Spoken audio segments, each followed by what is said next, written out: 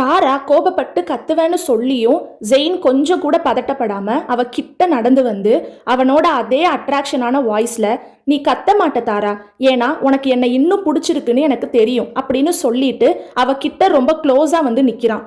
இப்போ தாரா அப்படியே ஷாக்ல, ப்ளீஸ் இங்கிருந்து போ அப்படின்னு சொல்றா. அதுக்கு ஜெயின், நம்ம இன்னும் பேச வேண்டியது நிறைய இருக்கு தாரா அப்படின்னு சொல்றான். அதுக்கு தாரா, நமக்கு நடுவுல பேசுறதுக்கு எதுவுமே இல்லை, எல்லாமே முடிஞ்சு போச்சு அப்படின்னு சொல்லி கிட்ட நிக்கிற ஜெயினோட நெஞ்சில அடிச்சு தள்ள பாக்குறான்.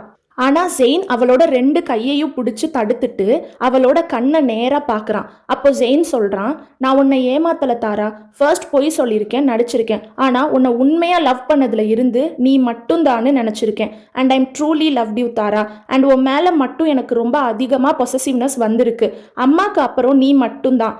அம்மா மாதிரி நீயும் விட்டுட்டு போயிடுவேன்னு நான் நினச்சி கூட பார்க்கல, ஆனால் போயிட்டேன். அந்த டைமில் நான் அவ்வளோ லோன்லினஸ்ஸை ஃபீல் பண்ணியிருக்கேன் தாரா. ப்ளீஸ் சாரி தாரா, என் கூடவே இரு தாரா அப்படின்னு சொல்கிறான். அதுக்கு தாரா அழுவுறா.